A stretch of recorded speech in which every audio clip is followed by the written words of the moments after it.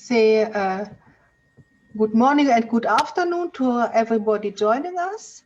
This meeting, this event at the CSW65 will be about the issue of obstetric fistula. That is a condition that is mainly prevalent in Africa, but also in other areas of the world.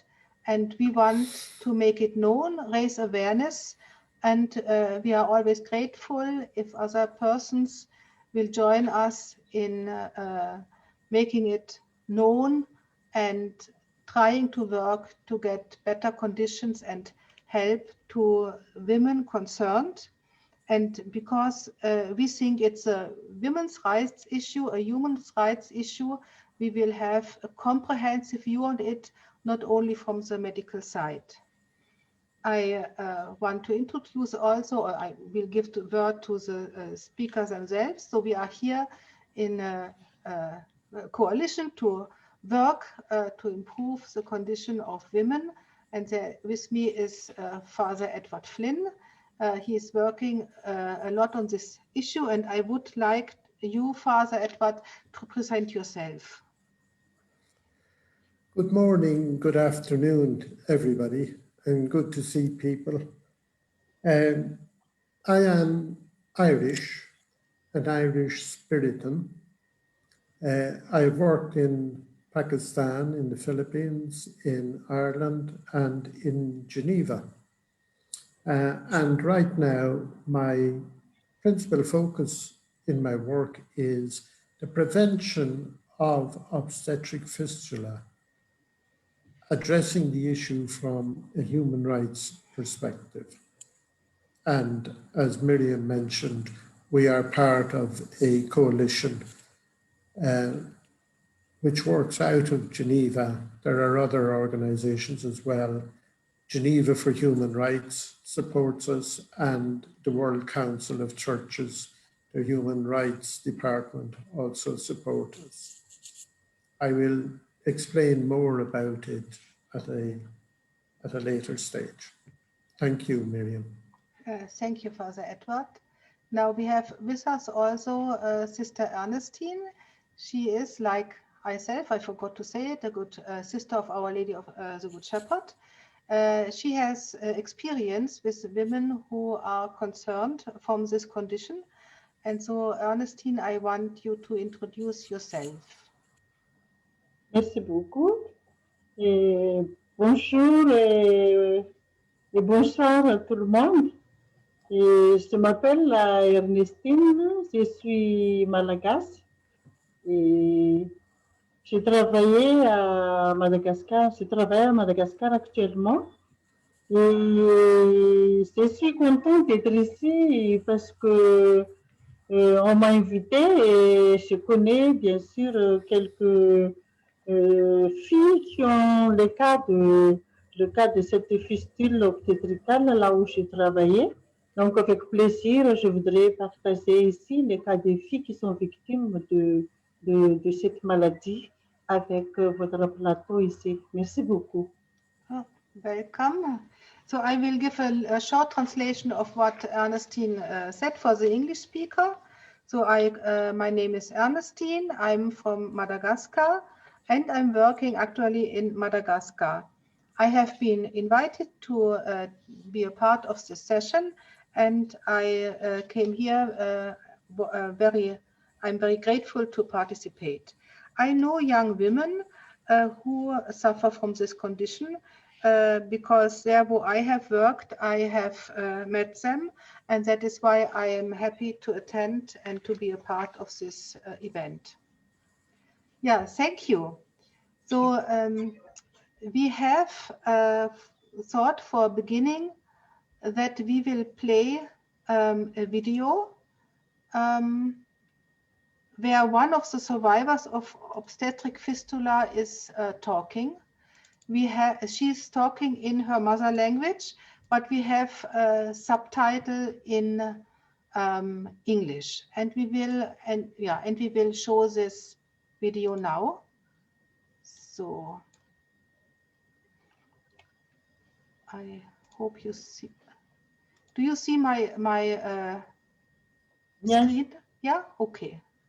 So then I have to give, I think I made it. I have to give the, sorry for that, because I have to give the,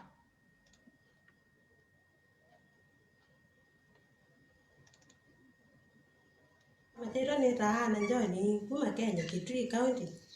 Nye na wa ye o wa kuma mamo. Gilili na monda. Ni wana kwa di kwenu ngautu. Na anti tibitali. Nunu tibitali le eva kube ye kuma kilomita itano. Na dinu la kirale ja manyano homo. Ta menga la wana na so kamusi. Ila no kia musi. Ne lambu isa kwa na nguko panengoi na ngombe.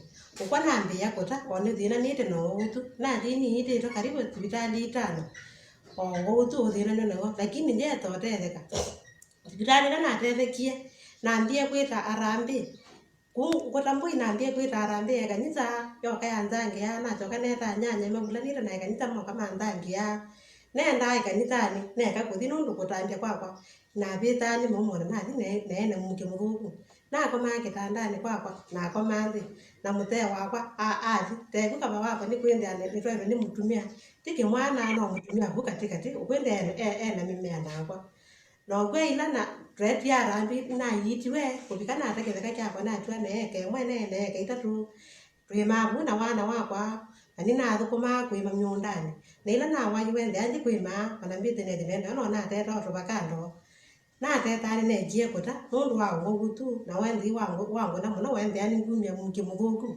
ona na kwa market ndi mutumia wakwa athi andia nundu wa thina tu wako kukoma thina ena tai mwingi muno iwa na thiwa tibitali ya jamaa sisi mwana wana bia omba thambia be tibitali ibala ya jamaa na mukula na yu ni kubikana jao na nyeni na mimi cha dino beta nje bandu be dilingi ona be ngukunita ona ru yala mandere ja ni mano je nondu wa utu nyeni kubikana jao ambe bu wana wa bikabu uthi kuitwa mana no wana to gyo mu na ni ne ro arambe kanita ya ndangia na kwa tikiti wa kubikako na bika kwenye beti lingi onewe ne ata ona ndululu nye na tina yitwe mana na butwa mana na mpaka neno kamuti nipo gomuko na ta ibeti pala ni koma nyomba ya nyiki ona ye bati nipo gomuko na ta idi aka no ndo no na ito bita mbe ito utu ro wa ko biwa no wa ke me no ndo ila ukunya momo na ngori wa ko olio we para no me ko no utu wa ko re kanza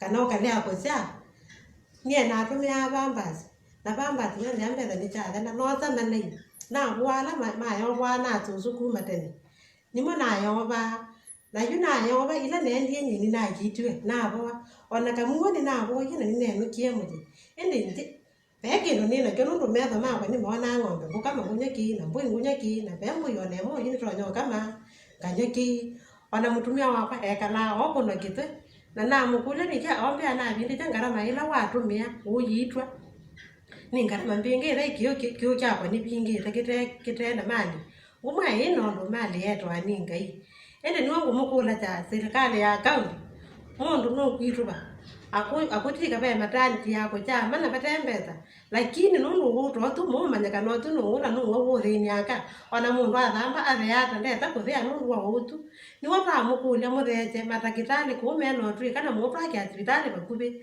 wende ni mundu wa uto tu ni wali bakubi nundu mundu na wa no kwenda ndina mbeza ta kuthi kwata kingi no mukula cha ni kana wende ndagitali tu choka wende ni maruta me abala nundu ona no wai no akendya we bala tene okathi tibitali na kyao na wa we no uto tu wende ra mumo modi mabetira kubita wende a ubya ni mumo watu ona we kana na muta obala wathi ukwibaka ona kwa muthenya no thame mathamba atatu ona nyombe tu ilikani muke mbeitu ula we no wa muthemba tu biru ndakarete kubita mbiru na yumbule telekali atina kitale chirutete cho ugutu nundu no mwicho muno ibeti twana tutiti andu mako inyonde ni mo itu wa utotu ati ina kitale chuki chitu yite ni mo beya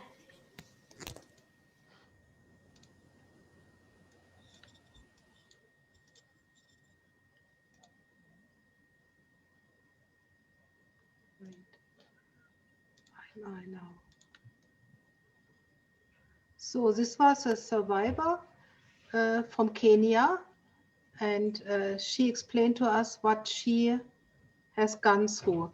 Maybe because we are not so many people, you want to share what has touched you. What do you think about this, and what would you say?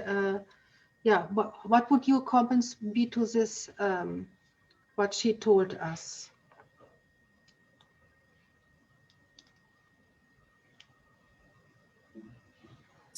Question I have, Miriam, if I may ask, Yes. is that I gather that the condition is consequent to poor childbirth and poor treatment at childbirth. Mm-hmm.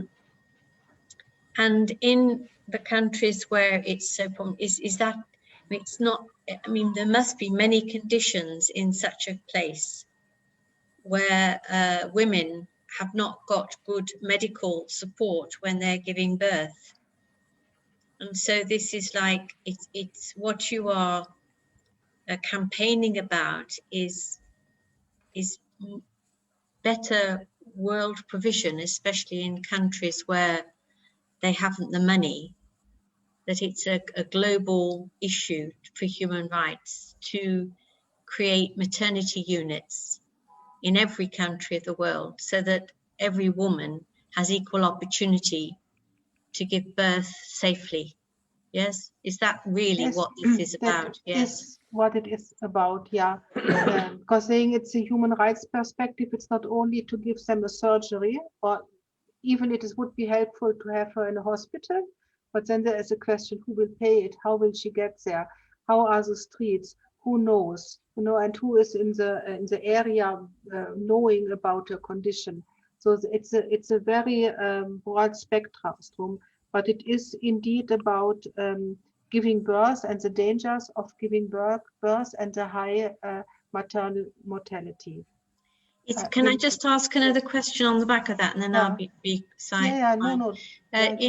Is it peculiar to parts of Africa, say, because of the physicals? I can't imagine that there is any physical difference between a woman in Africa to one in the UK. But it seems that the hole that may appear, or whatever we say is happening, is peculiar to Africa, you said.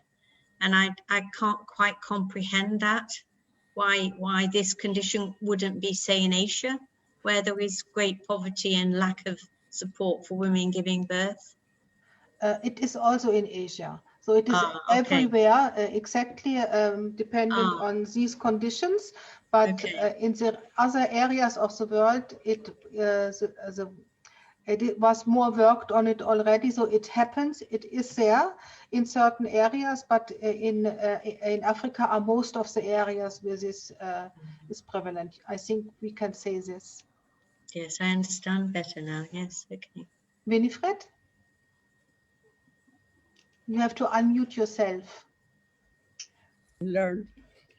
As I listened to the lady talking on the video, I was brought back to my days in Ethiopia, where it was a very common condition, not so much in the city, but outside the city in the rural areas, and certainly throughout the countryside. And when it happens, like, it really means that the woman has no control over her bladder. And it is a condition that with surgical care can be mended or repaired.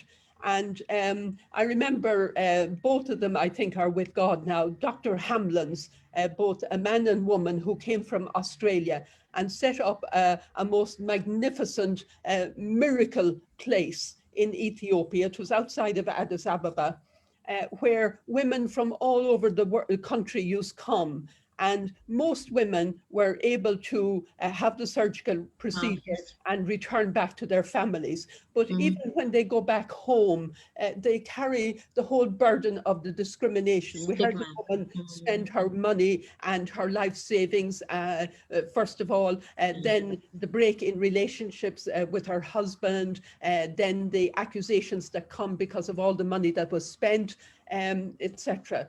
But for the Hamlins, many women went home, but there were some women who could not be repaired surgically. And the Hamlins set up a village for these women to live. And even Bethlehem Training Centre went to their village to teach crafts and to teach income skills for those women so that they were able to earn a living. But it's a condition caused by poverty, a long time in childbirth, no access to medical care, no midwives around, etc., etc. And it doesn't have to be.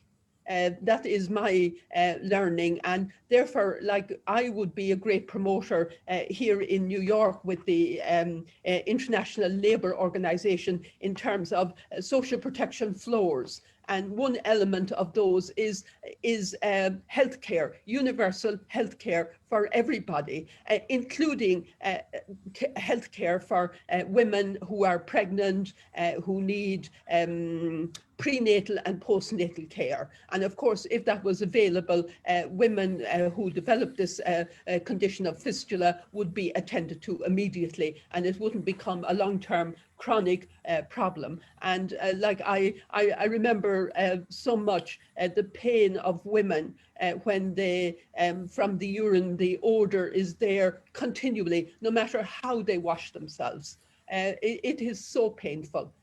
So congrats to that woman who shared that video, and that she was able to bring it along to what is needed in terms of government action and policy. And I'm sure the Spiritans in their mission know all about this as well. You were in Arbor Minch and different places like that, and we always admired your work in Ethiopia, down in Denica with the women, and many women would be experiencing those conditions. So thank you, Miriam, for bringing forward this issue in Geneva, because it's certainly in Geneva that we need this kind of advocacy and push for member states to implement universal health care. So thank you. And I might leave now because of other pressures, but I'm glad that I had my say. So thank you so much, Winifred. Thank you. Thank you, Edward, for all the work that you do and for your advocacy in Geneva. We need this. So thank you. And Ernestine, thank you for being there and championing the African cause. Thank you. Thank you, Winifred, and thank you for your presence and for your contribution. You explained it far better than I could. Thank you very much. Thank you very much, Winifred. Okay, but in spite that Winifred explained it better than you could, Edward, I would really like you to comment on what you heard from Imelda and Winifred. I would be very happy to hear your thoughts on it. Yes, certainly to comment on Winifred's, first of all, because certainly the Hamlins in Ethiopia are central to the whole work of not just of repair, but also of rehabilitation, which is a very important part of what we are attempting to do. And many surgeons, even the surgeon that we're going to hear from Pakistan, he was in Ethiopia for training. He went to Ethiopia. And surgeons from many other countries in Africa have also been to their center. And an interesting little aside or anecdote about that Hamlin Hospital is that there was a lady who came from a rural area of Ethiopia. She had a repair operation in the hospital, and she went on to become a specialist in the repair Yes. She went on to be a surgeon in her own right without having a lot of formal education initially. And just to confirm what Winifred was saying, this condition is really a horror for those women who survive it and who live with it. It was common in the West, it was common in the States. The last fistula hospital closed in New York in 1895, and it is now, the same building is now a hotel, I believe. Maybe to move on to what Imelda was speaking about.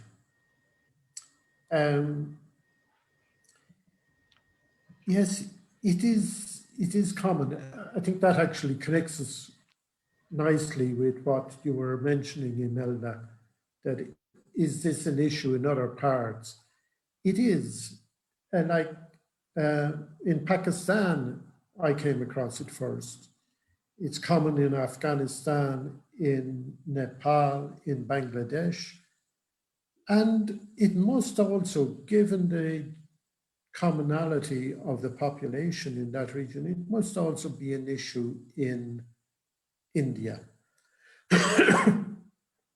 It has to be, but I have yet to have contact with people who have direct experience of it. The doctor will speak about Pakistan later. But I went to Kenya last year, and in fact, the lady on the video was one of the women I met.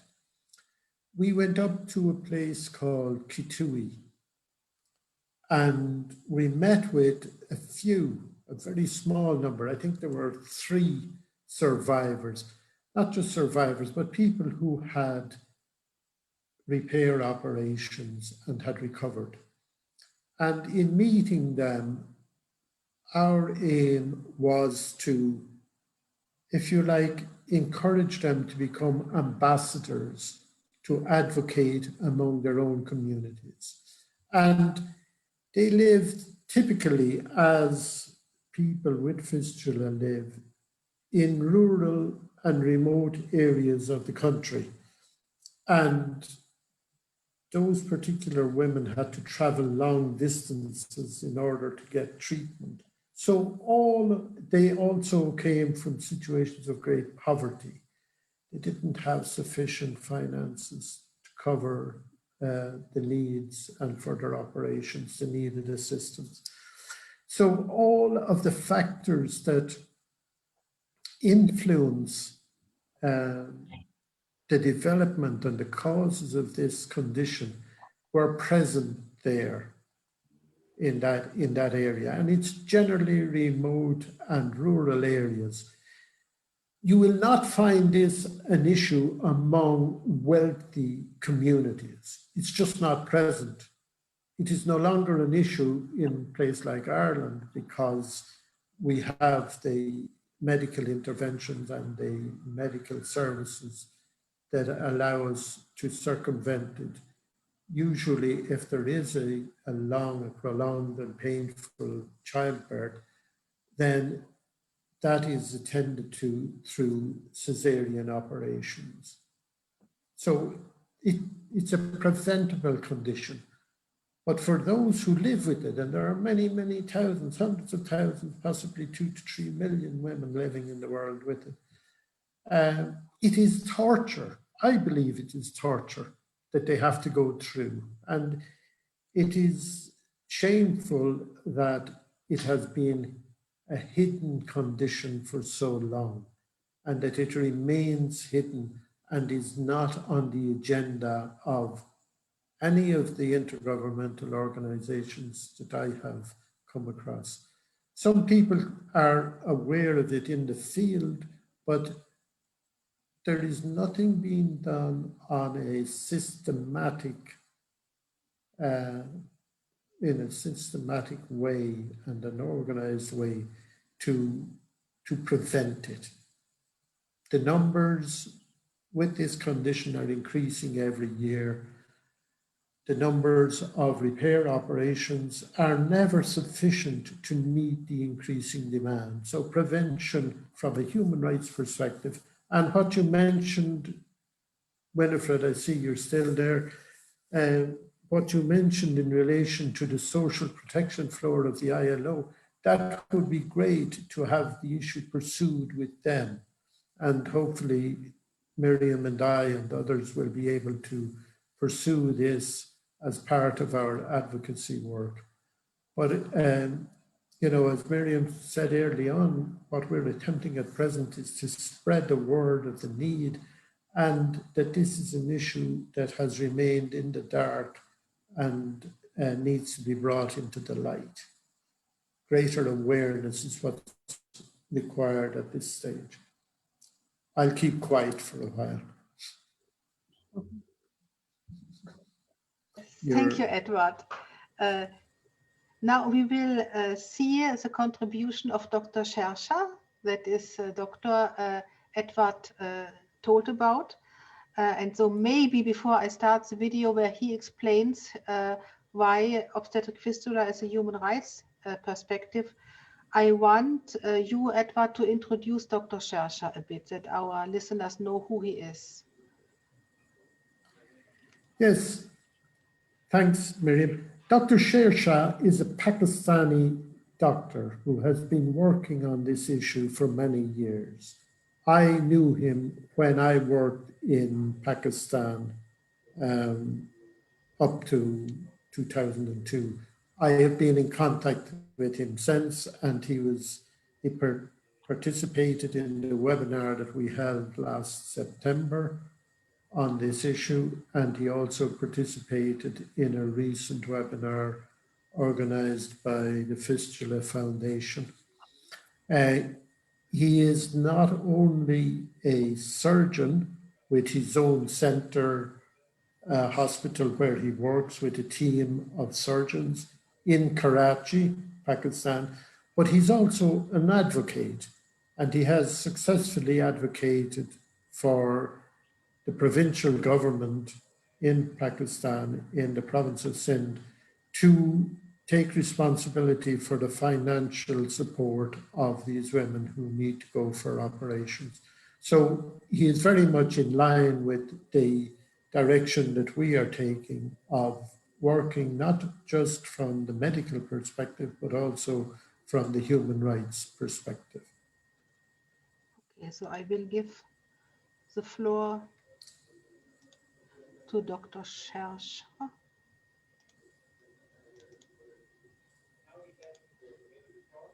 And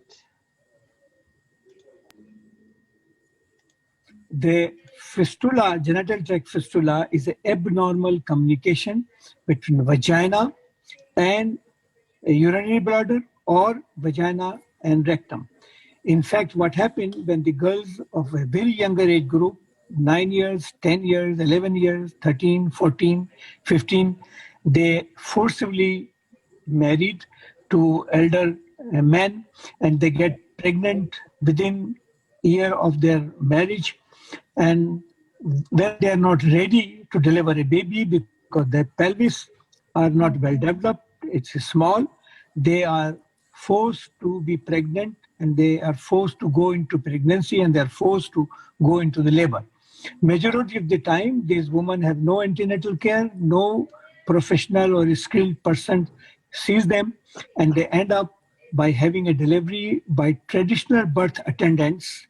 We call it dai in Pakistan, and these dais are not trained enough to even recognize the complication. So these girls stay in labor for 3-4 days when the baby's head, fetal head, is stuck in the pelvis in between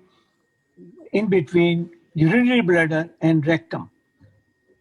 After 2-3 days, when the baby fetus dies, the head collapses and they deliver a baby, and the painful the woman is relieved. But this is a temporary relief for this unfortunate girl, because just after 2 or 3 days, she will pass urine from vagina or stool from vagina because there is a hole in the rectum or in bladder.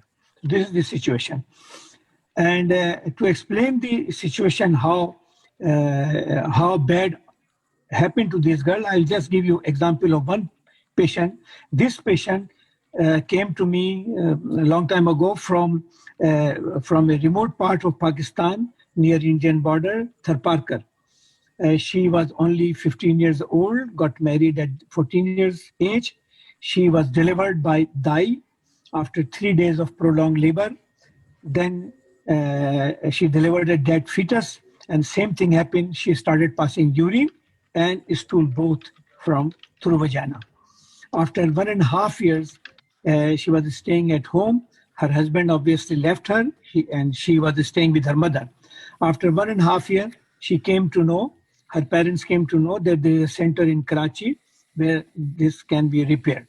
This center is run with the help of the United Nations Fund for Population and Fistula Foundation, California. They are giving us support for our activities and our fistula camps in different parts of the Pakistan. When she came, she was miserable. Her hemoglobin was less than 6. She was only about 40 kilo weight. Anyway, we built her up. She'd been through 4 different operations, and she was totally repaired and her dignity restored. And she went home, and after 3 years, we found out that she got married also. And we were very happy to know that she became pregnant also. So why this thing happened and why I call that this is not a medical problem. Yes, this is not a medical problem. This is the problem of poverty. This is the problem of negligence of our government. This is the problem of unavailability of the skilled birth attendant in those areas. This is the problem where the emergency obstetrical care is not available. So these issues are not serious issues. Any government want to improve the situation, they can improve it. Any government who are interested in women, they can do it. But in Pakistan, and like many countries in Pakistan, woman has no right. That's the reason I'm saying this is the right issue. It is the human right issue. And I'll just give you one example, which what happened last 10 days, 10 days back in Pakistan, to make you understand what is the situation of the woman right in Pakistan. This girl of 35 years of age left Lahore on motorway with 3 small kids to travel about 30 miles. In the middle of the motorway, she noted that she has no gas and her car is stopped. And in any civilized world, in any country where woman has right, the people will come and help her. The government will come help her. She was standing there calling police for 2 hours. Suddenly 3 people came on motorbike. They pulled her out from the car, and in front of her kids, 3 kids, 2 of them raped her repeatedly. And then they left. The story doesn't end here, because when the police arrived and she was recovered and she was returned to the city, the next day, the chief of the police said that why this woman went on motorway in the middle of the night, number 1. Number 2, he said why she didn't check the gas in her car. Instead of saying the incident is bad, he was blaming the woman for traveling in the night. And unfortunately, our Prime Minister and our ministers came to support this police officer, not the woman. The whole country is crying, the whole country is shouting, and this is the situation of the woman right in our country. When a woman is not safe on the road, a woman from the upper class who can drive her car, she is not safe on the road. How a woman can be safe in a small villages where they can be sold, where they can be married to older men. I have seen so many cases where 50 years and 60 years old men married to 11, 12 and 13, 14 years of men. So this is a woman right issue. It is the issue of the girl child. In this regard, I want to mention that in our province, Sindh, with the help of a very good female lawyer, Miss Sara Balkani. We went to the High Court and we asked the government that this is a human right and woman right violation. And we asked the judge to compel the government to take the responsibility of this woman and give them compensation and make sure that no woman should suffer from vagicovaginal or rectovaginal fistula. Fortunately, with the great help of our lawyer Sara Malkani, we won the case, and the right-minded judge gave a decision that government should take care of this whole situation and train the people, etc., etc. But unfortunately, you know how courts works in our countries and how the decision of the court is not upheld by the government. The situation doesn't change, although this court case has increased a lot of awareness among the people, lot of awareness among the doctors, lot of the awareness among the health professionals, social workers, and different NGOs and international non-government organizations in our country. So after saying all this, I personally believe, and this is my conclusion in working with the woman with fistula, that genital tract fistula is a medical condition, yes, but it is caused and created by the violation of human right and woman right. And I think we must consider this as a very basic woman right issue of the girl child who get married in early ages without their consent to older women, and they abuse them, they rape them, and they become pregnant forcibly, and they have to go through the pregnancy without antenatal care, which is a basic right, without emergency obstetrical care, which is a basic right, and they end up with this kind of condition, and their life become miserable. Very few girls are lucky enough to come to our centers in Africa or in part of the Asia, and majority of the women lying in the villages, crying in silence, suffering alone with no future in their hand. Once again, I am very grateful to the organizers and the Human Rights Committee in Geneva who took this condition in their agenda, and we should all work hard to declare it a human right and woman right violation, and the UN agencies should work to have this condition restored. Lastly, it is very important to say that one of our fistula surgeon, Dr. Kelly, did a press conference in Karachi, and he declared that this condition will never happen to your prime minister, your bureaucrats, and and the daughters of your generals,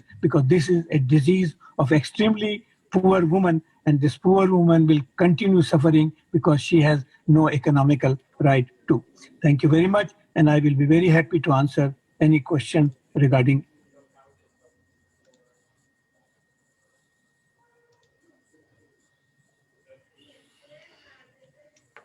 So, here we are back from having listened to Dr. Shersha.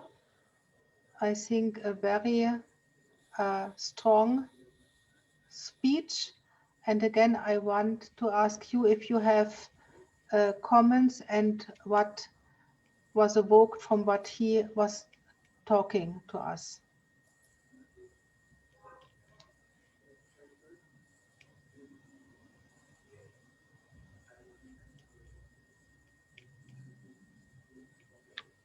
If I might say that, I think he was spot on in terms of it being a woman's issue and a human rights issue, but it's also a poverty issue. So I think the intersection of so many aspects of a woman's life, it's a girl's issue. I think when I heard him speak, it brought up for me the whole issue of child marriage and how that is a violation of everything in terms of a girl and a girl's rights, when he spoke about, you know, somebody 9, 10, 11 married to an old man. And I think we can see what happens. The body is not prepared in terms of motherhood. And is it any wonder that this happens? So there's a certain depravity, if I can put it that way, that seems to exist in our cultures and in our societies that permits this kind of experience to happen. And I think during CSW, there is a lot of push around the need for the recognition of women and women's rights and girls' rights, and that we're not chattels and we're not property and we're not to be owned. And therefore, even the struggle for women and girls to have access to sexual and reproductive health and education, and the right to comprehensive sexual education.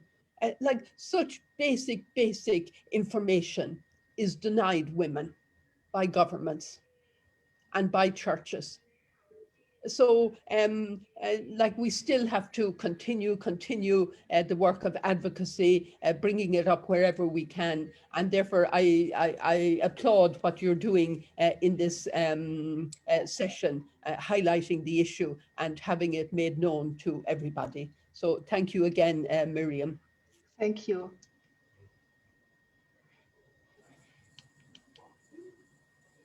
Could I add to the conversation? Yes, yeah. When I first came into this event, Miriam said, was I in the right event because it wasn't connected with trafficking? And after that film, I see how it is intimately connected with trafficking, because we declaim, we speak strongly against child forced marriage, but we don't actually talk about the consequences of that, which is this could be a very terrible consequence. And I don't think it's ever in my hearing ever been spoken of in any webinar, and I've been to hundreds, as we all have, if we're involved in human trafficking work, but never has this come up, the consequences of child marriage. So, and it's come from both speakers, really. So it's something I'd like to open a debate about in the forum of human trafficking, in the light of child forced marriage and the consequences in places of poverty. I take what Winifred has said. I think that's a very important connection. Yeah, thank you. Mm-hmm. I'm glad I came to this event. It's been very, very inspirational for me. And I, you know, for me it was, so I came to promote this because Father Edward had read that our sisters from Kenya had made a submission to the Human Rights Council. And maybe because I'm really dedicated to human trafficking and to all the conditions how women are treated, so this is exactly in line. You know, it's not in that it's not a crime, but what is culture, what is marriage, what is early marriage. So at the moment I'm working at a UPR submission for an Asian country, and also there I find that 11-year girls, 11 years old are married. You know, and we know in Asia it's prevalent, and there is again a connection to the possibility of obstetric fistula. Okay, if they have another environment and the girl can go and have a treating before, so this can be avoided. So there, you know, but there is a very strong interlinkage when you speak about human trafficking and what we understand about trafficking by forcing girls to be married early. You know, there is surely there is a connection that and a bridge one can do. Yeah, I see it like this.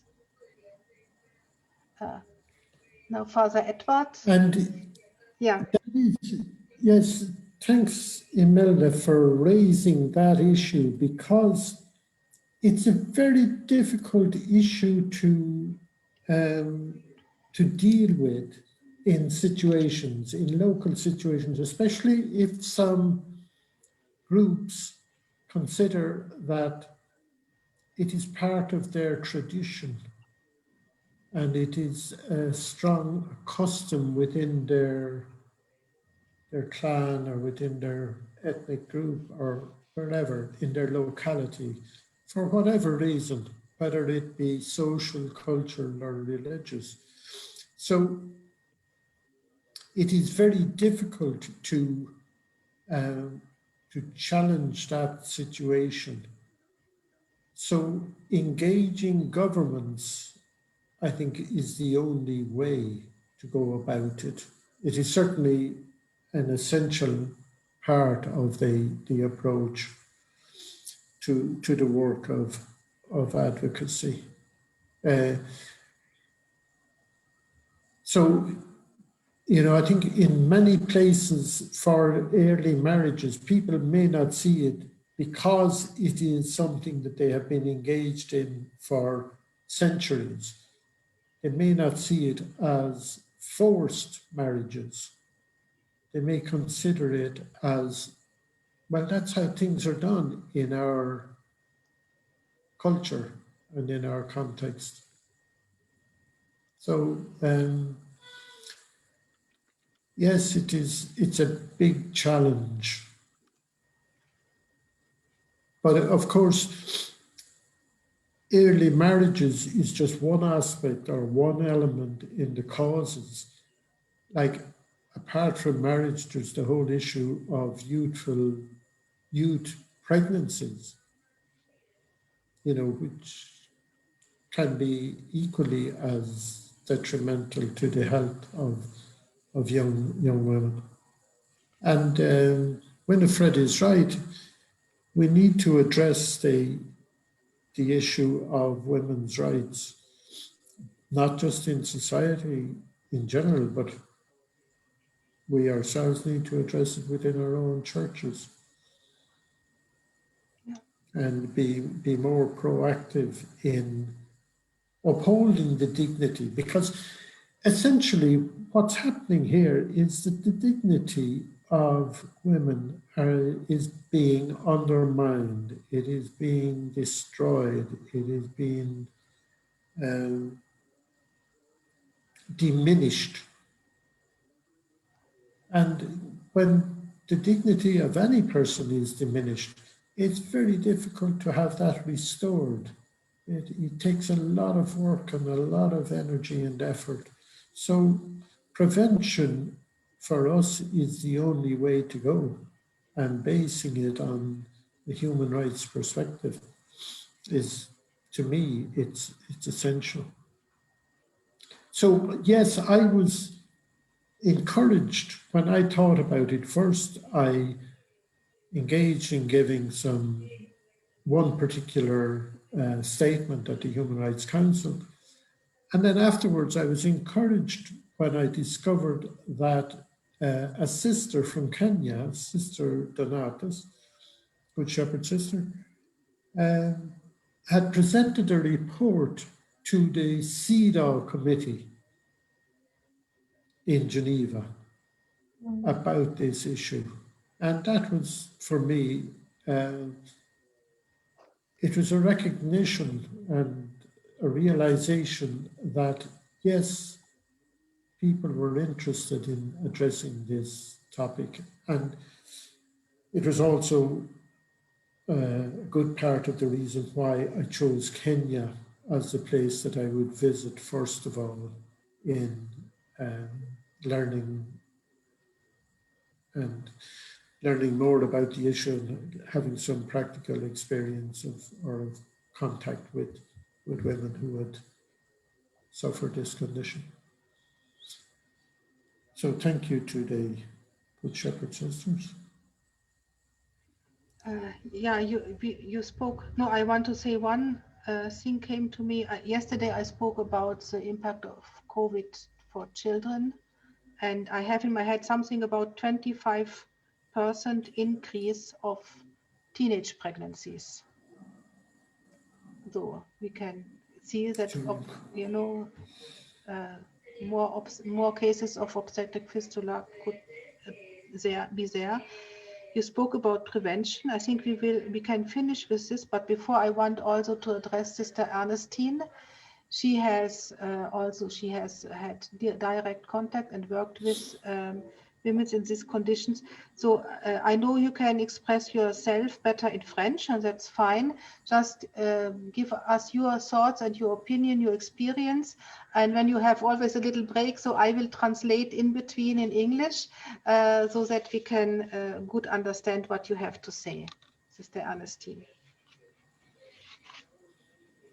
Merci beaucoup de m'avoir invité et prendre la parole et sur cet sujet qui nous savons très bien que c'est vraiment très triste et le taux de filles et de femmes qui ont cette maladie augmente jour en jour. Si je parle que mes expériences personnelles auprès des filles, dans les centres où j'ai travaillé ici à Madagascar pendant plusieurs années. Et ce centre s'était fait tout particulièrement pour les jeunes filles mineures qui sont enceintes et à cause de différentes raisons. Il y a qui sont enceintes à cause d'inceste, de viols, de ce que nous disons mariage forcé, mais après c'était pas duré longtemps à cause d'autres beaucoup de raisons. Mais c'était là que j'ai fait la découverte que vraiment les filles, les femmes, les filles, les mineurs surtout, que j'ai dit ici parce que ce sont des mineurs que nous avons accueillis dans ce centre, combien elles sont vraiment malheureuses et combien elles sont vraiment souffrent à cause de tous ces drames qu'elles ont endurés dans leur vie personnelle. Je connais quelques cas qui sont tombés enceintes à l'âge de 11 ans, 12 ans, 13 ans, jusqu'à 15 ans dans ce centre, et plusieurs. Je peux vous dire que cinquantaine de filles pendant ce temps que je suis accueillie dans ce centre. Et avant moi, il y avait déjà des sœurs qui ont travaillé. Et jusqu'à maintenant, on a accueilli presque 500 filles dans ce centre. Et celles qui sont venues à temps, on a pu les sauver parce que on les accompagnait, et bien sûr, psychologiquement, on les accompagnait pour le suivi prénatal et tout. On a pu les sauver parce qu'on a fait des césariennes, on a fait tout ce qui est nécessaire pour eux. Mais il y a qui sont venus plus tard, qui sont venus après l'accouchement, après. Et c'est vraiment, je vous dis franchement qu'elle marque déjà cette souffrance. Et il y a aussi plusieurs à la campagne que j'ai rencontrées. Et à cause de ce mariage forcé, à cause de la situation du pays actuellement qui, je vous dis franchement que Madagascar, comme si pays pauvre et à la campagne, il n'y a pas beaucoup d'hôpital. Et il y a des gens qui devaient marcher des kilomètres pour arriver à l'hôpital. Et ils préfèrent rester à la maison pour l'accouchement. Et aussi, il y a cette coutume que on préfère rester ici et seulement on va appeler le matrone, on dit matrone, c'est la femme qui assiste à l'accouchement. Mais pour les filles qui sont encore à l'âge mineur, c'est le matrone souvent n'arrive pas à comment dirais-je, à faire réussir l'accouchement comme il faut. Et avec ça, les filles portent déjà les conséquences de cet accouchement qui n'était pas assisté par le docteur ou à l'hôpital. Et le suite de tous ces problèmes, je connais des filles.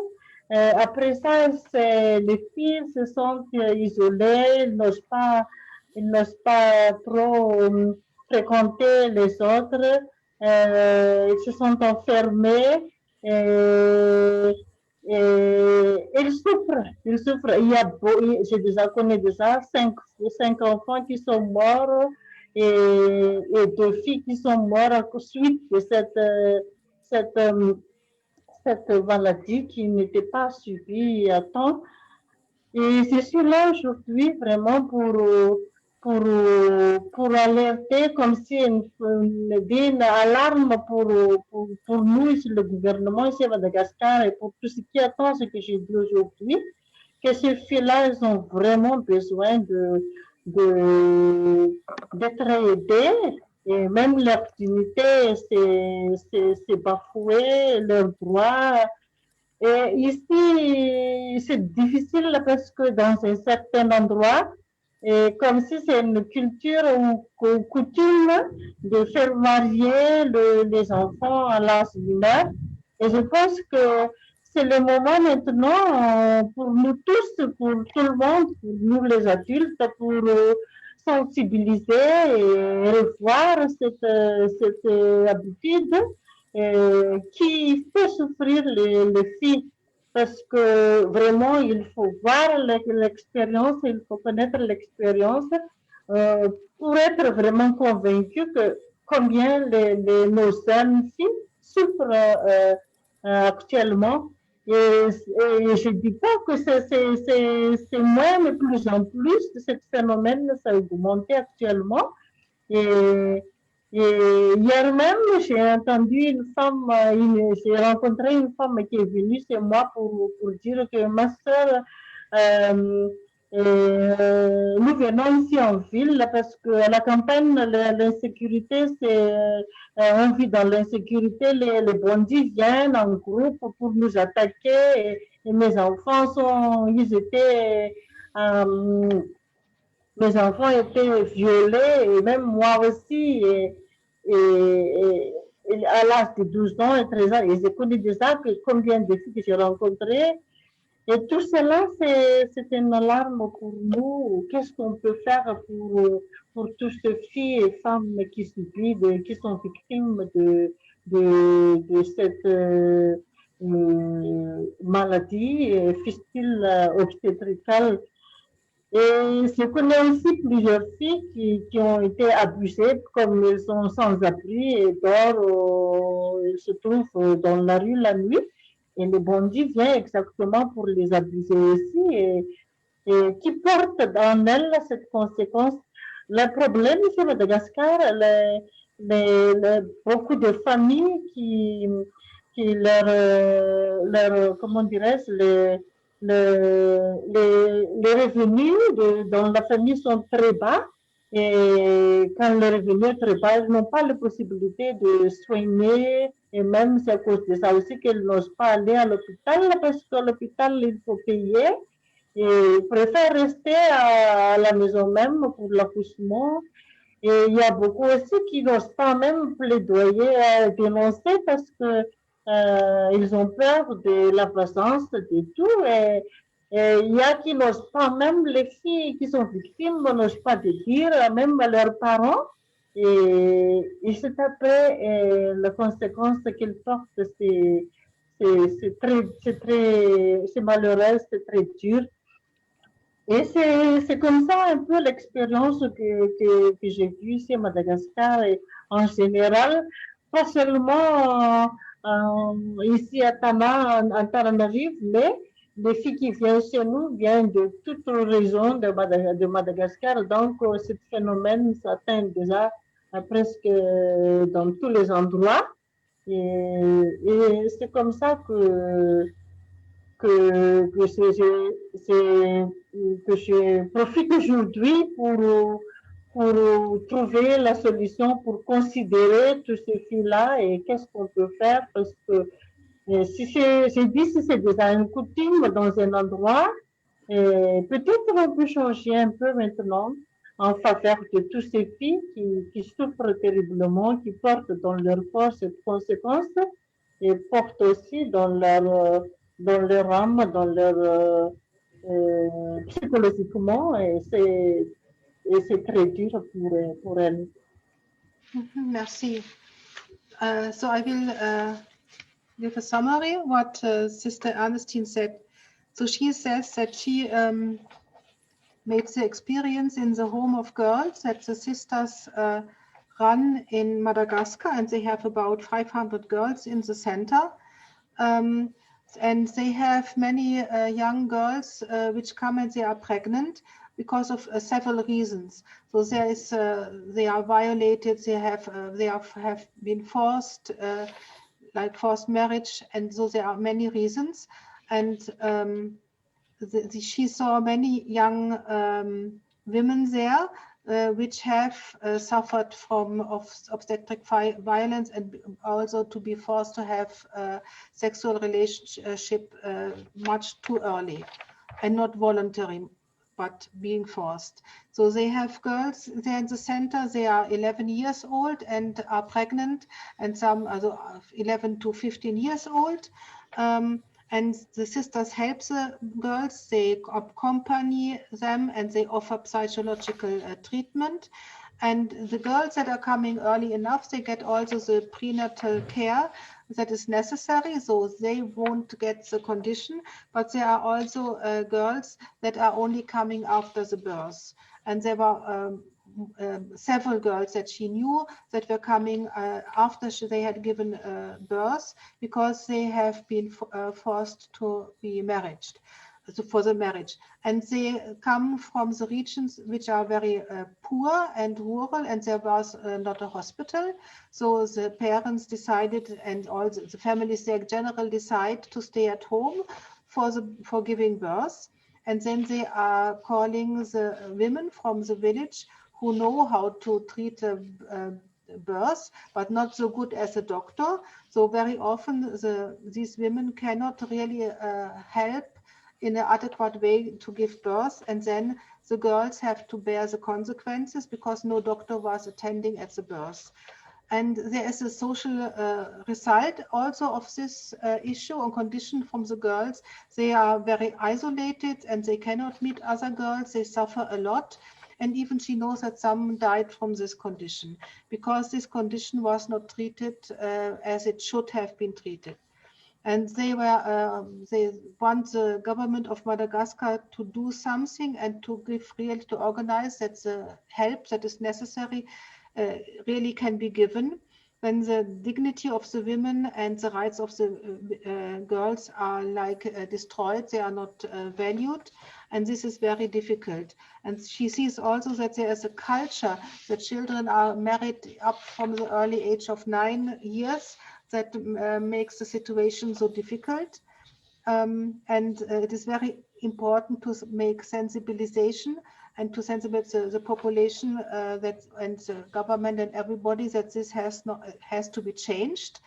And she said somebody needs to have the experience with these these girls and women who are suffering so much, and only then they can be convinced how big the suffering is, and that this has to be changed. And at the moment, she sees more cases. It's like growing.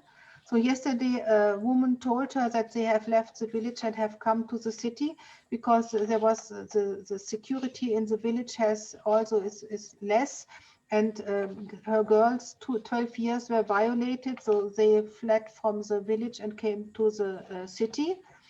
And the sisters are listening and hearing the problems, and that the people need help, and they see the victims of these conditions. There are, of course, also very young girls who have to work on the streets. They are in the night in the streets, and they are also in risk to get this condition. There is a lot of hunger in Madagascar, and the income is low. So the people have no possibility to pay a hospital, and they are frightened to go there.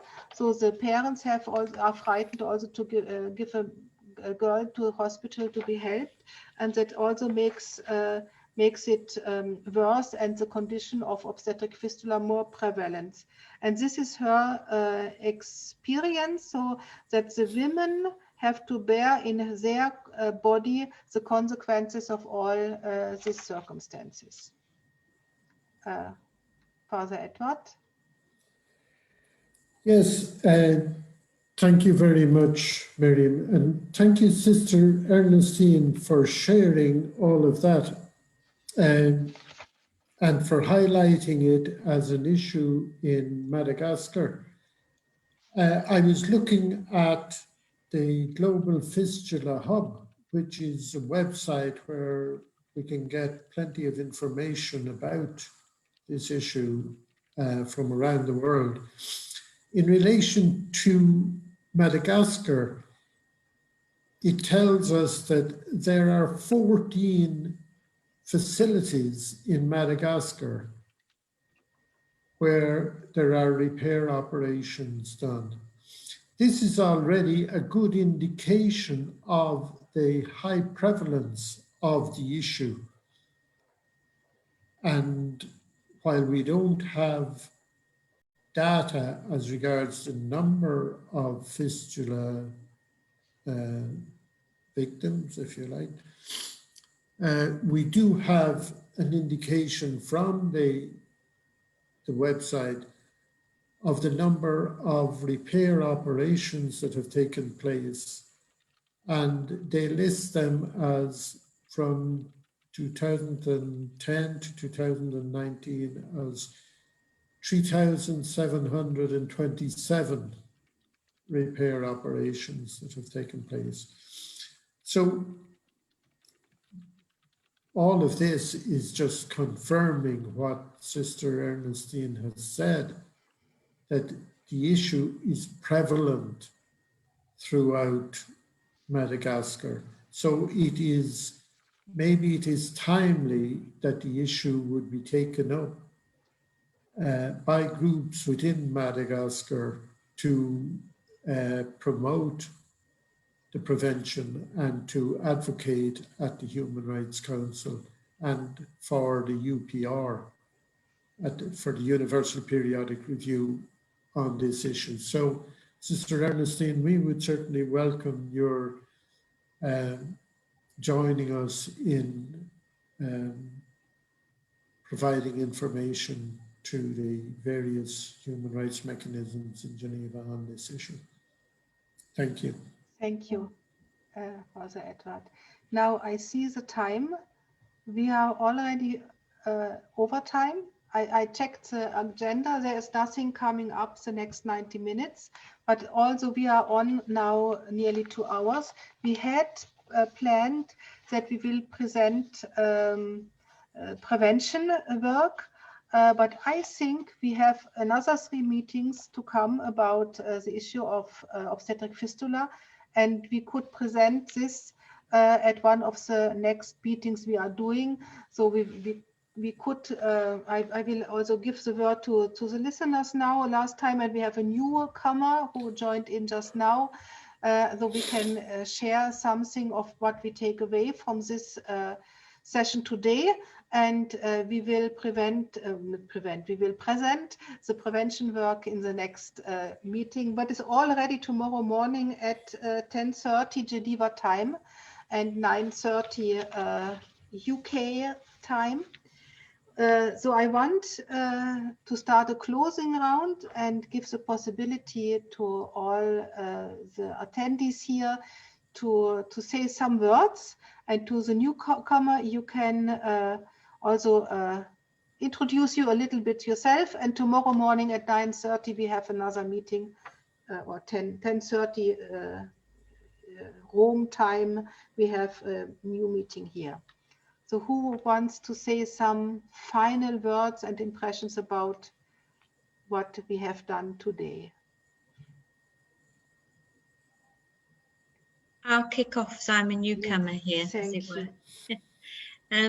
I just, while Sister Ernestine was speaking in French, I went to the WHO website, the World Health Organization, and they gave 3 propositions for ridding the world of this terrible situation.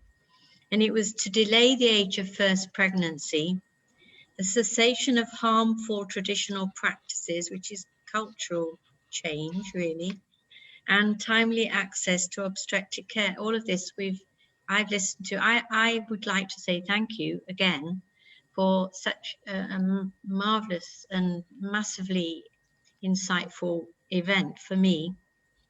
And I have a lot of thinking to do about this.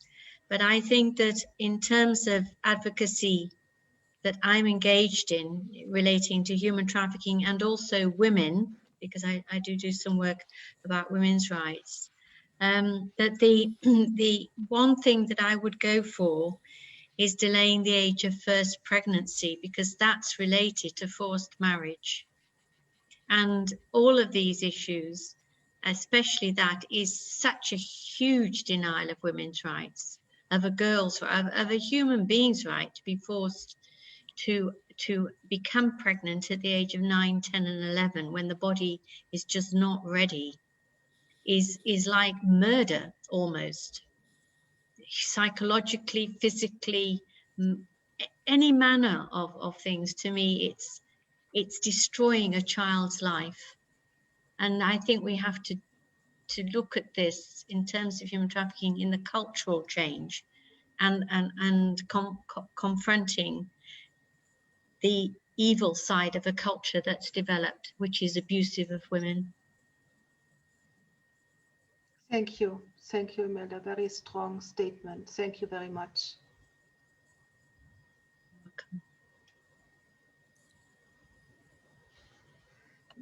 Maybe host 500 who joined just in. If you want, yeah. Hello, Welcome. Mariam. Hello.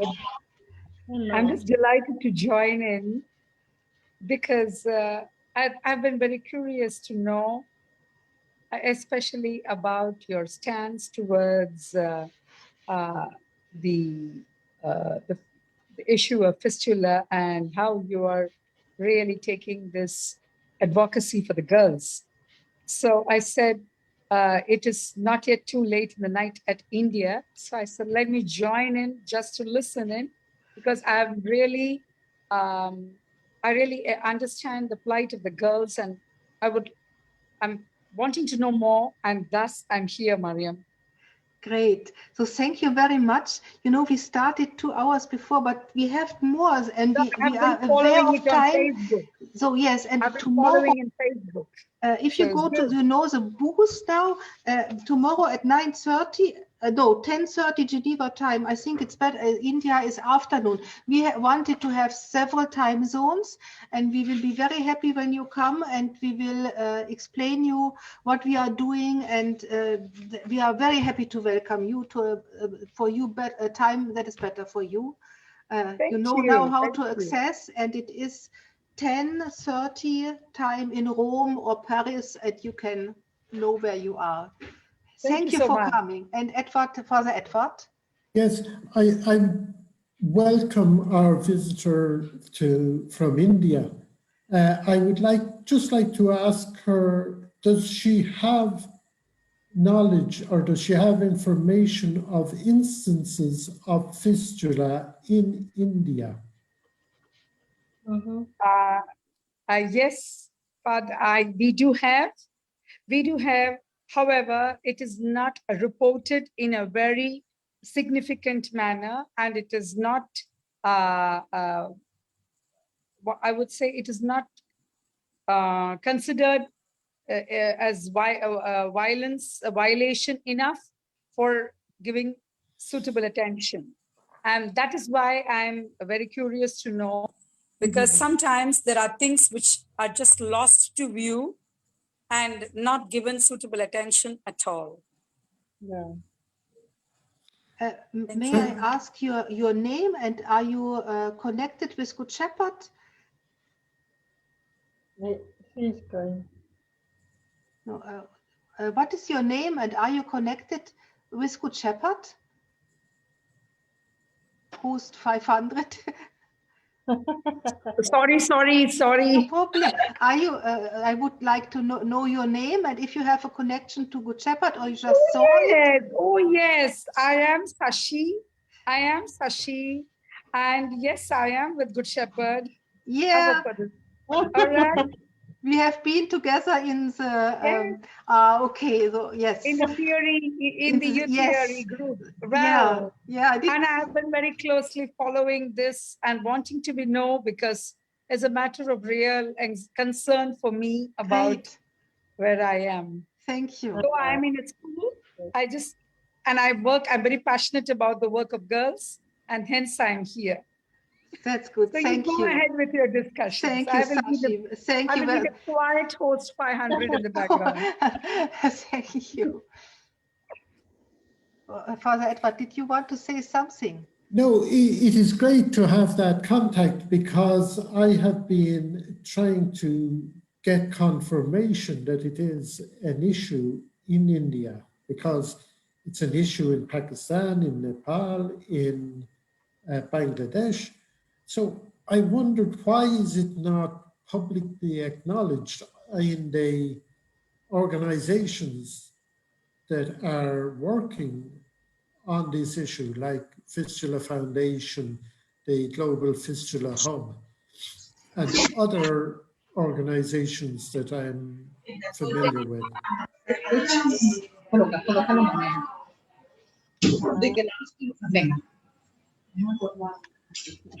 Oh, there's some interruption.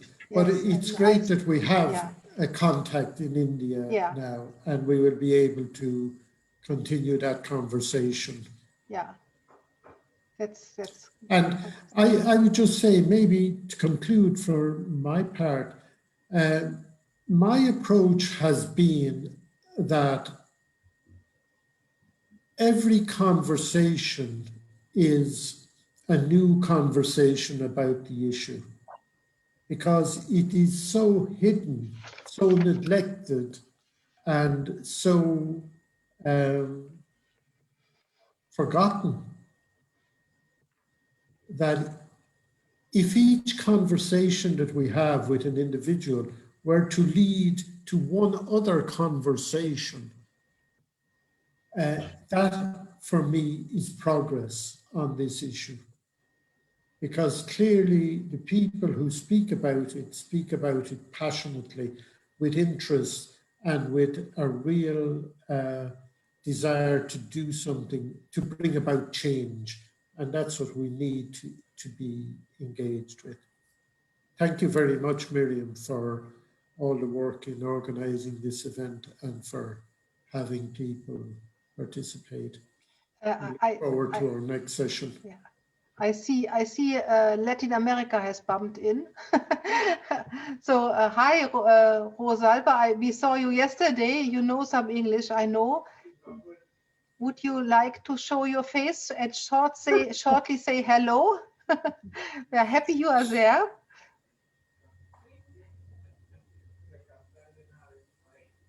Maybe. Okay, if not. Okay, then. But they might be stuck in cyberspace. So I know there are good shepherds too, and they are in Latin America, and I have seen them shortly yesterday, and they know some English, but they can't say hello. And as we have really 2 hours full now, I want to thank everybody here for this discussion. I'm very happy it was a discussion. It was an exchange with many new thoughts, and that's great. We have recorded it, and I'm happy that also your contributions and questions are here, because that will be the questions that listeners will have. And if you are agreeing, we will use it to spread the word and the information. It's Imelda that I have to ask mainly, because I think Winifred will be okay for this. So if we can distribute, if you give us a permission to share this video in social media, just to raise awareness. Thank you, Imelda. And with Sashi, I can speak later too, so I have the contacts. So I want to thank everybody to being here, to have discussed this issue. And if you are all have time to come tomorrow at 10:30 Geneva time, or and Wednesday, we have 2 events, one in the morning at 9:30 Geneva time, and one in the afternoon, the same time as today, 3:30. but it's also on the booth. You see, we have a poster with the times. You are very welcome to come again. We will treat the prevention more deeply, but also we will show the films and give information as today. Imelda? Just to say, I'm totally booked up for the others. I checked think them so, all. yes. But could I just say that I would like to direct people to the Facebook where you're posting, and I'm not sure which Facebook it is. I have, it's my personal, Miriam, Oh, okay. and it's also the congregational, but I can send you the link to it. I have put it also on the justice peace. That would be adequate to refer to the justice and peace. There's also our talk from yesterday. Is also there because we had to, so that is also to be found. If we could have the link, and I'll make sure it gets around our networks. Yes, thank you. good. Thank you so much. That's helpful. It's very important. Thank you, Imelda. Thank you. Thank you so much. I have to go now, so I'm Yes. sorry, but I think we're finished. Thank you very much. Yes, we are finished. Thank you. So thank Bye-bye, you. everybody. Thank you. Goodbye. Bye-bye. Very Bye-bye, much. Imelda. Bye for everybody. Bye-bye. God Thank you. bless. Merci, Ernestine. Merci Bye-bye. See you, beaucoup. Ernestine. Merci Bye-bye. beaucoup. See you tomorrow.